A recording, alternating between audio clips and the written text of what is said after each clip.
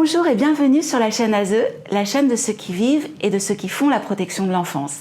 Aujourd'hui, on va parler de la parentalité et plus spécifiquement de la parentalité quand on a été un enfant placé. Oui, parce que c'est un sujet super important, très peu traité parce qu'un peu tabou. Parce qu'être parent, c'est toujours une source de stress et d'inquiétude, mais encore plus quand on a soi-même évolué dans un contexte familial complexe, qu'on a subi des négligences ou des maltraitances. Au moment d'être parent, là, il y a plein de questions en fait. On se demande si on sera à la hauteur, si on a la capacité d'être parent, si on sera bien traitant. Et du coup, être parent, on l'appréhende de manière assez différente. Et c'est d'autant plus compliqué que les professionnels qui entourent les parents ou les futurs parents, que ce soit des professionnels sociaux ou médicaux, eux-mêmes ont des préjugés, des représentations, des appréhensions sur le risque de reproduction de la maltraitance et qui confortent finalement les parents dans leurs appréhensions. Or, quand on regarde les études en la matière, elles montrent que si bien sûr il y a un risque un petit peu plus élevé de reproduction de la maltraitance quand on a été soi-même victime de maltraitance, en réalité, ce risque, il n'est pas significatif.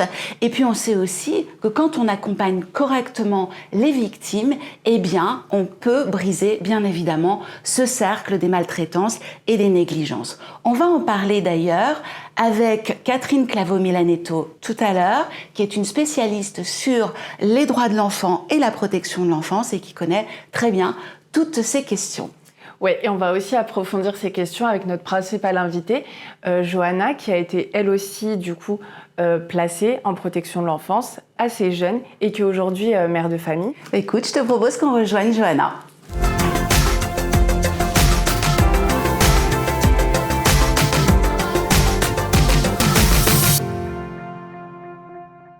Bonjour Johanna, merci d'être là. Alors Johanna, tu es bénévole à Repère, l'association Repère dont on avait parlé lors de précédents épisodes, qui sont des associations d'entraide des personnes anciennement accueillies en protection de l'enfance. Donc tu es bénévole chez Repère.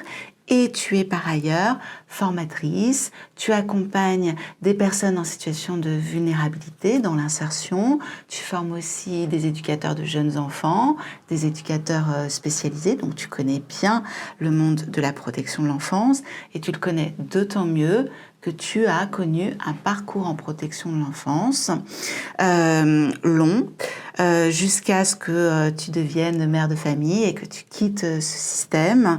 Tu es aujourd'hui maman de 3 filles, une petite fille de 5 ans, une de 7 ans, une de 12 ans. Donc tu as été mère, je le disais, très jeune.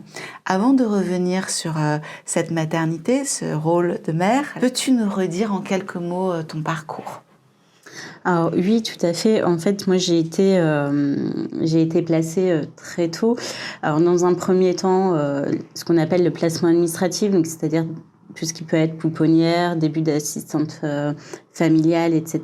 Et à l'âge de 18 mois, de façon un placement judiciaire, pour le coup, jusqu'à tout le parcours de ma vie. Donc moi, j'ai fait 2 familles d'accueil. J'ai pas connu tout ce qui est foyer, mais j'ai fait 2 familles d'accueil, dont une jusqu'à ma préadolescence-adolescence, une famille d'accueil dite maltraitante. Et une deuxième famille d'accueil bienveillante, mais religieuse.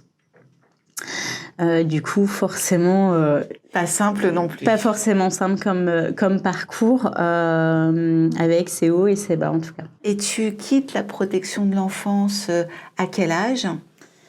Alors, après mon contrat jeune majeur, j'ai eu un contrat jeune majeur, en tout cas, pour la poursuite de mes études. Et dès que j'ai arrêté mes études, en fait, tout s'arrête à ce moment-là. Donc, j'ai 23 ans à l'époque.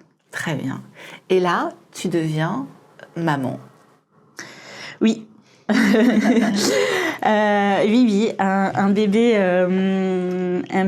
imprévu. Ce que j'aime à dire, on dit tout le temps grossesse non désirée. Alors moi, je le dirais pas comme ça. Je dirais que c'était inattendu, mais désiré à partir du moment où j'ai su que j'allais devenir maman. En fait, l'amour pour mon enfant s'est fait tout de suite.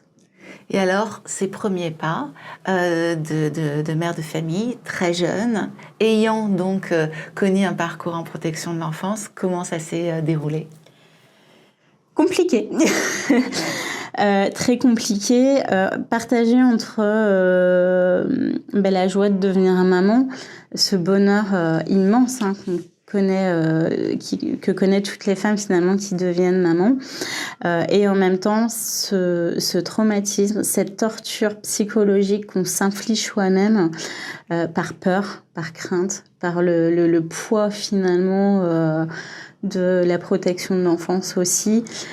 Et du coup, c'est quelque chose qui a été très compliqué, très difficile psychologiquement parlant. Ça a été toute la grossesse et les premières années de vie de Pauline, très compliqué.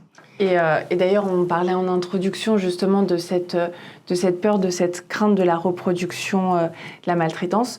Toi, je crois que tu l'as vécu, cette crainte. Tu en parles notamment chez Repère, qu'évoquait Karine tout à l'heure. Est-ce que tu peux nous en parler un petit peu ? Oui, tout à fait. Justement, c'est la crainte dont j'évoquais et la peur, parce que quand j'ai su que j'allais devenir maman, petite anecdote, pour moi, il était impensable d'avoir un petit garçon. C'est-à-dire que je me suis bloquée psychologiquement. Je pouvais pas avoir de garçon.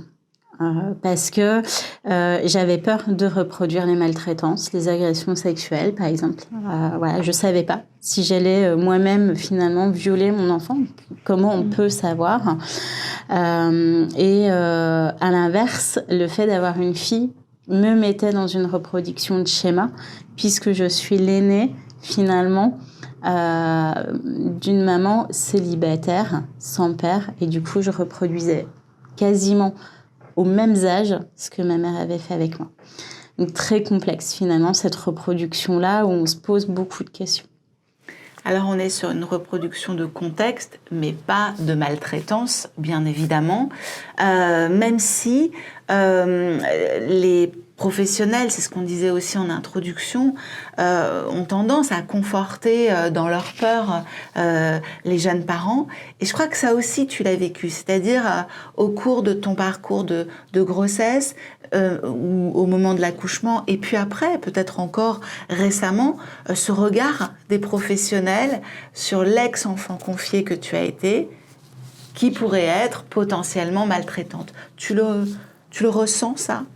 Tu l'as ressenti ? Je l'ai beaucoup ressenti parce qu'à partir du moment où j'ai annoncé ma grossesse, c'est-à-dire j'arrête mes études, je suis en situation de précarité puisque tu perds ton contrat jeune majeur, mais du coup je redéménage, je reviens dans les Ardennes et j'ai pas 25 ans, donc j'ai pas le droit au RSA, j'ai pas le droit aux aides financières qui peut être mis en place, même pas de bons alimentaires, donc très compliqué en termes de précarité. Je suis enceinte et là on s'attend à ce que je reproduise le schéma. D'ailleurs, c'est des propos que j'ai pu entendre, même de la part d'éducateurs, d'anciens éducateurs, ou de familles d'accueil, hein, voilà. Et on attend à ce que tu reproduises. Puisque tu reproduis le contexte finalement, et tu es dans une situation de précarité, de vulnérabilité, de fragilité émotionnelle, puisque tu demandes un suivi psy à un moment donné, puisque tu vas pas bien, cette annonce de grossesse, même si elle est géniale, elle est extraordinaire. Un enfant, c'est formidable, tu vois. En même temps, quand tu es partagé par toutes tes peurs, c'est compliqué à gérer. Donc, tu as besoin de soutien. Et quand tu oses demander de l'aide, là, c'est compliqué parce que tu as tout le monde qui s'alerte. Très concrètement, à la maternité, je mets naissance par césarienne. Hein, j'ai une césarienne, donc c'est déjà une grossesse pour toute femme, c'est, je te dirais, traumatisant, bien sûr. Par césarienne, c'est d'autant plus compliqué. En étant mère célibataire, jeune, avec toutes ces questions-là dans la tête, en étant vraiment toute seule aussi, la montée de lait, pas évidente. La fatigue, forcément. Il y a une nuit, je craque, puisque les jours auparavant, en fait, j'avais du personnel soignant qui me proposait de prendre peut-être de temps en temps ma petite si j'avais besoin de me reposer. J'avais jusque-là toujours refusé. Et un soir, en fait, au moment de la montée de lait, très fatiguée, je me mets à craquer, je pleure, parce que forcément, bébé pleure beaucoup quand il a monté de lait. C'est un phénomène normal. Déjà, on me refuse. On me dit non. Et le lendemain matin, je vois arriver dans ma chambre l'assistante sociale et la psychologue, médecin PMI qui arrive dans ma chambre en me disant que j'ai rencontré des difficultés, que j'ai pleuré et que au vu du fait que j'ai eu un parcours en protection de l'enfance, on vient voir comment je vais. Ça veut dire que forcément, c'est noté quelque part. Donc, tu as cette épée de Damoclès dès l'accouchement, parce qu'ils savent que tu as un parcours en protection de l'enfance. Ils le savent et ils surréagissent. Clairement. Au risque de conforter effectivement des craintes, des appréhensions, un mal-être. Ça sollicite... en fait, ça provoque de la crainte, de la culpabilité, mais en plus, la crainte de dire « je n'ai pas le droit à l'erreur ». J'ai pas le droit de pleurer, j'ai pas le droit de craquer, j'ai pas le droit de me poser des questions, j'ai pas le droit... Parce qu'en fait, si j'ose demander, ce qui s'était passé en maternité finalement, si j'ose demander, tout de suite, qu'est-ce qui va se passer ? Est-ce que je vais avoir un signalement ? Est-ce qu'on va me retirer la garde de mon enfant ? Est-ce qu'on va me penser mère incapable ? Surtout mère célibataire, c'est compliqué, mais pour toute mère célibataire. Sauf que quand t'as ce parcours de protection de l'enfance, finalement, on te laisse pas le droit à l'erreur. En tout cas, c'est le ressenti que tu as à ce moment-là, quand tu vois arriver dans ta chambre une assistante sociale, une psychologue, et qui t'évoque d'entrée de jeu ton parcours en protection de l'enfance. Et ça va se poursuivre, parce que dans d'autres moments de rencontres de professionnels, de médecins par exemple, cette histoire, elle ressort à chaque fois, au point que tu as peur quand ta fille est malade ou qu'elle s'est fait mal, de l'amener dans un lieu aux urgences ou ailleurs. Oui, alors, on évoque souvent les accidents domestiques. Un bébé qui tombe, par exemple, de la table à langer. Ça arrive à beaucoup plus qu'on ne le pense. Je confirme. Et ma fille, à l'âge de 6 mois, tombe de la table à langer. Et là, pour moi, c'est dramatique. C'est dramatique, je suis dans un état, mais pas possible déjà par peur. En plus, culpabilité, voilà, t'appelles les urgences, on me dit, mais surtout, il faut pas que votre fille s'endorme, sauf qu'elle vient de finir de manger, elle a 6 mois, elle ne demande qu'une chose, c'est de dormir. Comment tu fais pour tenir éveillée alors que toi-même, t'es psychologiquement là, en drame, t'arrives même pas à aligner 2 mots. Je pleurais tellement que j'arrivais pas à parler. Bien sûr.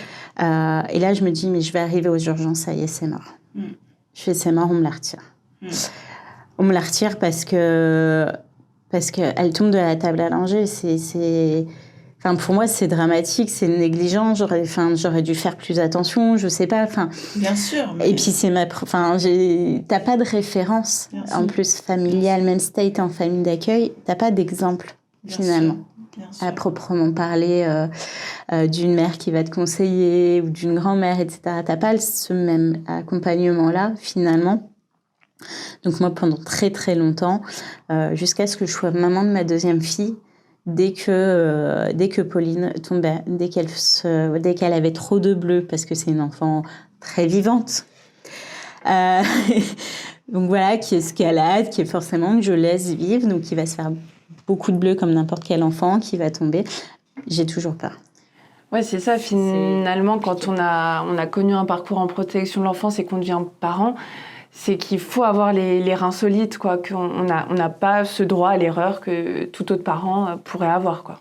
C'est ça. Alors, je te dirais déjà, pour toute femme qui devienne maman, il faut avoir les reins solides parce qu'il faut tout gérer, et le travail, et les enfants, et même si maintenant il y a le partage des tâches, on va dire ça, mais bon, quand même, une femme doit être beaucoup plus solide parce que psychologiquement, elle doit assurer une charge mentale, je pense, importante.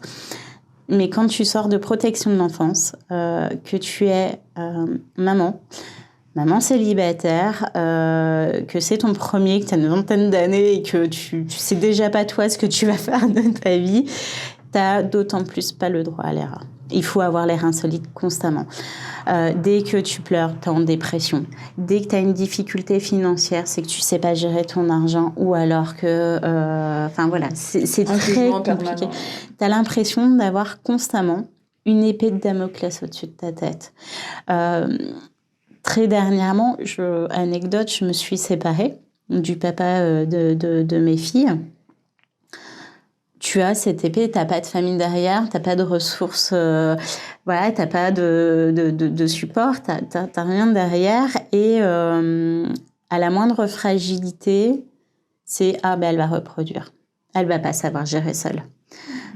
C'est vraiment constant. T'as l'impression que ça te poursuit constamment. Et d'ailleurs, le fait de m'être séparée, je me suis entendue dire, mais quel exemple tu montres, toi qui aides les professionnels ou justement là en termes de témoignage, porter cette parole au niveau de la protection de l'enfance, mais quel exemple tu montres puisque toi-même tu sais pas tenir une famille. On te ramène toujours en fait à ton histoire. C'est ça. Alors que combien finalement de couples se séparent, combien de femmes finalement finissent par élever des enfants seules ou en garde alternée. Enfin oui, ça se passe très bien et on leur fait aucun reproche. Eh ben là, tu t'entends dire finalement quel exemple tu vas montrer. Alors toi qui vas vouloir porter une parole au niveau de la protection de l'enfance. Et c'est très dur. Mais est-ce qu'il y a quand même un moment donné dans ton parcours où il y a un professionnel qui t'a soutenu ou pas du tout? Oui, heureusement. Non, il y a des très très bons professionnels et sinon on ne serait pas là pour en parler. La protection de l'enfance est très utile et tous ceux qui travaillent autour aussi. Comme des psychologues. Moi, j'ai une psychologue du CMP qui a, pendant 1 an, a conservé finalement cet accompagnement-là au lieu de me réorienter, parce qu'elle savait que c'était utile et important, et qui m'a accompagnée à me rendre compte que finalement, j'étais une mère comme toutes les autres mères, comme toutes les autres mamans, et que si je me posais les questions, justement, de la reproduction, à savoir si je vais bien faire, est-ce que je vais pas étouffer mon enfant physiquement, mais est-ce que je vais pas l'étouffer non plus trop d'amour, parce que c'est aussi le juste équilibre à trouver.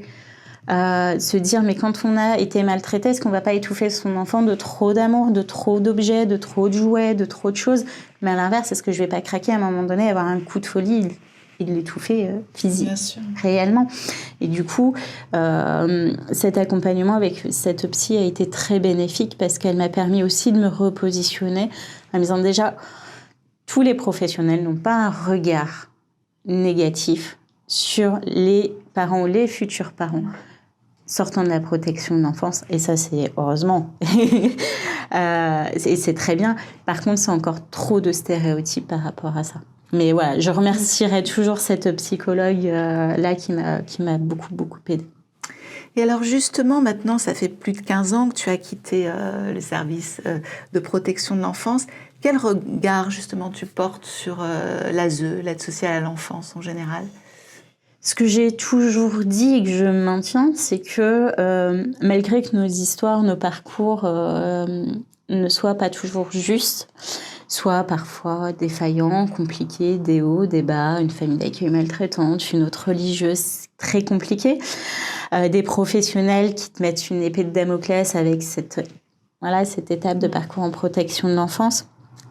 Malgré tout, moi, j'en suis reconnaissante. Et c'est le message que j'ai toujours porté parce que finalement, sans la protection de l'enfance, sans l'ASE, aujourd'hui, qui je serais?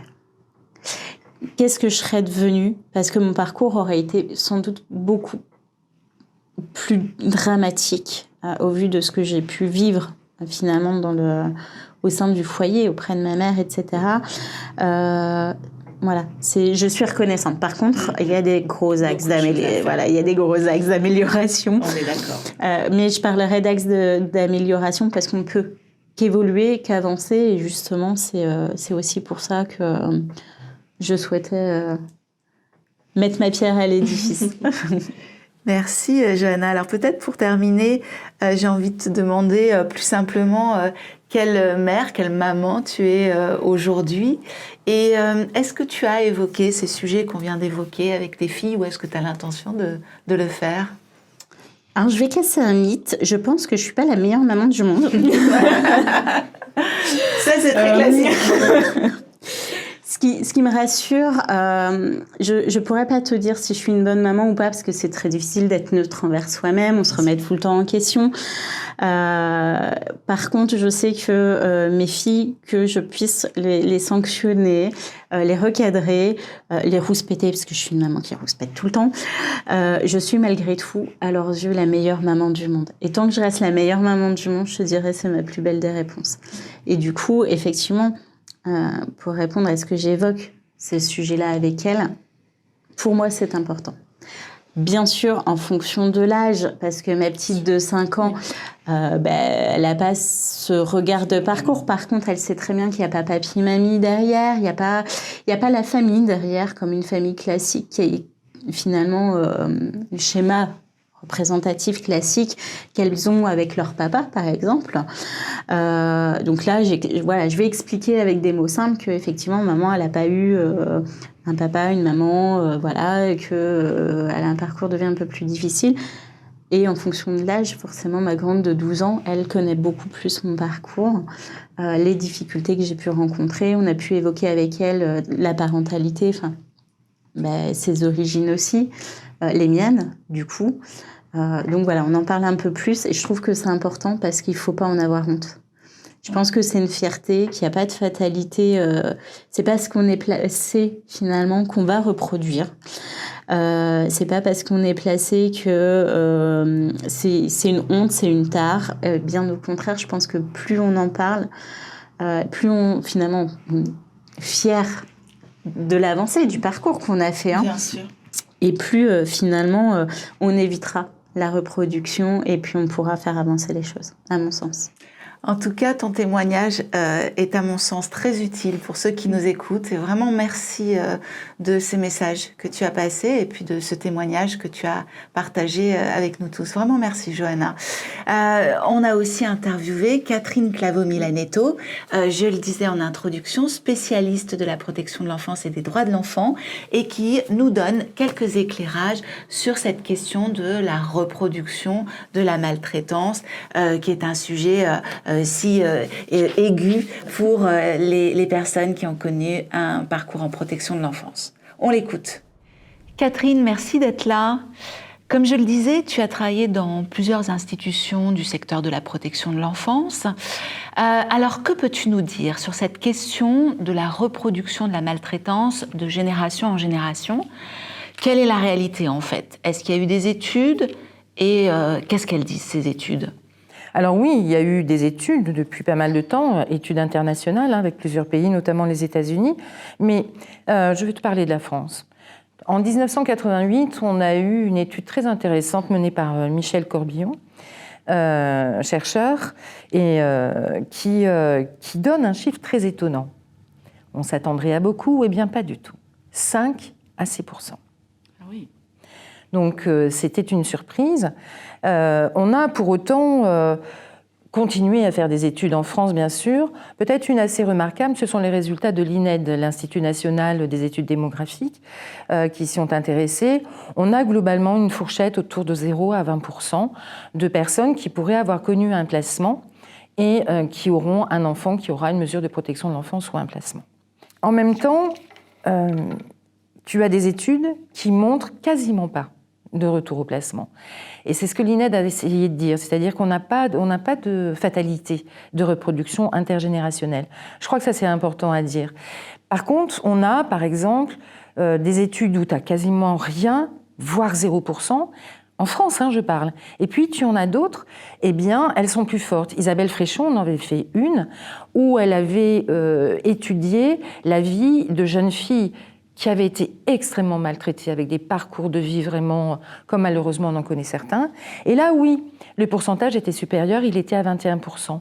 Mais 2 de ces jeunes femmes seulement avaient encore des enfants placés. Ça veut dire qu'ils avaient réussi à retrouver leurs enfants et de pouvoir vivre en famille.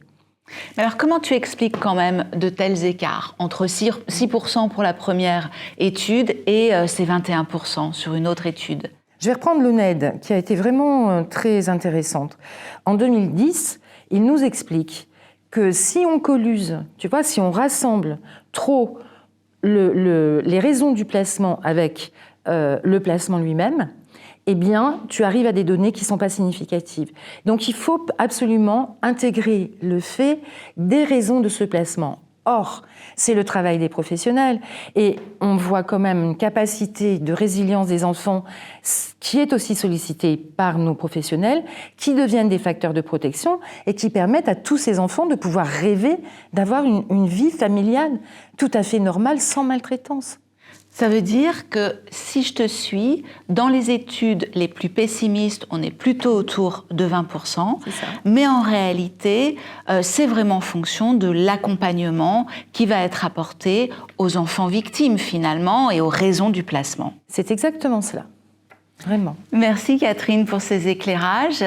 Et donc, j'espère que ça apaisera les futurs parents concernés qui éventuellement se posent des questions, ont des appréhensions. Et puis, peut-être que ça permettra aussi d'atténuer les préjugés qu'un certain nombre de professionnels peuvent avoir sur la reproduction intergénérationnelle. Voilà pour cet épisode. Je remercie à nouveau Johanna. Merci beaucoup pour ta présence et ton témoignage. Merci Loane. Et si cette vidéo vous a plu, partagez-la, likez, abonnez-vous. Et puis on se retrouve bientôt pour porter un autre regard sur la protection de l'enfance.